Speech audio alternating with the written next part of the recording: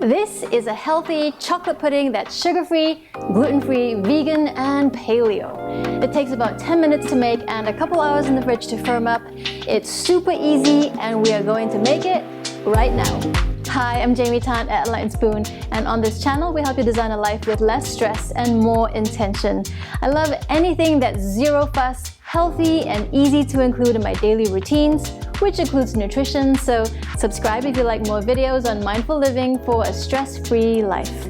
And do give this video a like so more people like you and me can join us in creating an intentional life. I love a good chocolate anything, but I also want my chocolate dessert to be healthy, which means sugar-free, low-carb, high-protein. If you want to know the reasons why, you can check out this previous video after watching this one, and it's possible for all of this to still taste great too.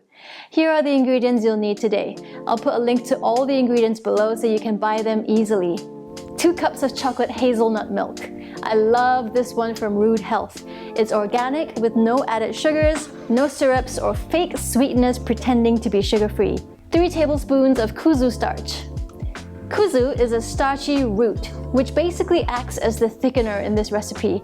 So if you're vegan or vegetarian, you can swap out the gelatin in recipes with Kuzu. It's a vegetable that's gluten-free, and while it's low carb, about 8 grams per 1 tablespoon serving, it's not no carbs for it to be considered keto-friendly, so do bear that in mind if you're keto.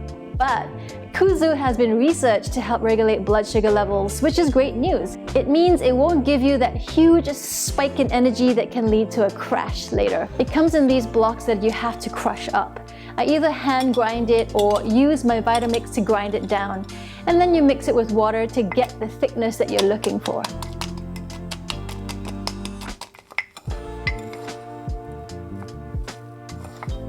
Speaking of which, what's your favorite vegetarian thickener?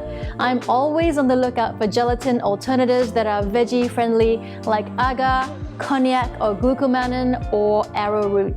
I'd love to know what you use, so tell me in the comment section. 3 tablespoons of raw cacao powder. Cacao, spelled C-A-C-A-O, is the natural raw form of cocoa.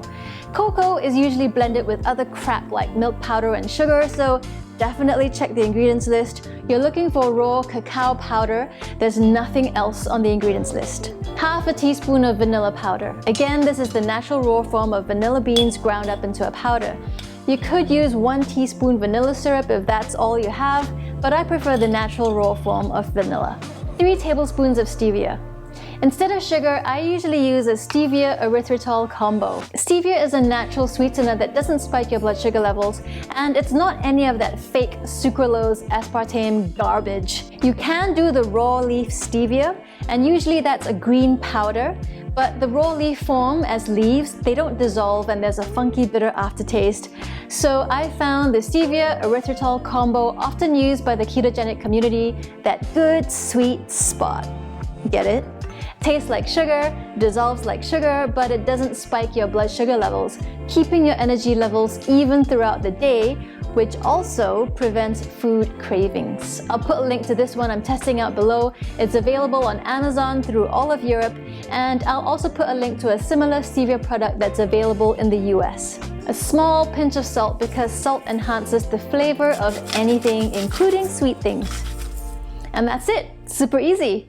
What you want to do is add the cacao powder, vanilla powder, salt and stevia together in a saucepan. Then add about half of the chocolate hazelnut milk and whisk it all together so everything dissolves with no lumps.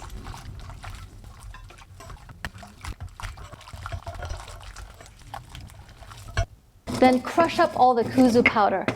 I'm grinding this by hand today. And in a jug or beaker, first add a couple tablespoonfuls of the remainder of the chocolate hazelnut milk and whisk it together with the Kuzu powder. Once it's all dissolved, you can add what's left of the chocolate hazelnut in this mixture and then get it mixing together. Now with the other half that's in the saucepan, bring it to a really low heat on the stove, and then while stirring continuously, pour in the Kuzu and chocolate mix into this. For about 5 minutes, you want to continuously stir this, and then like magic, it'll suddenly start to thicken up.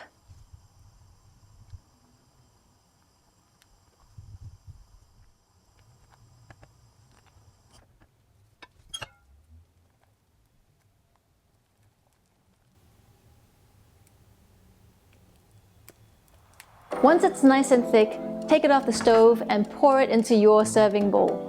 I sometimes use this silicone muffin tray, but today I want a bigger serving size, so it goes in these bowls.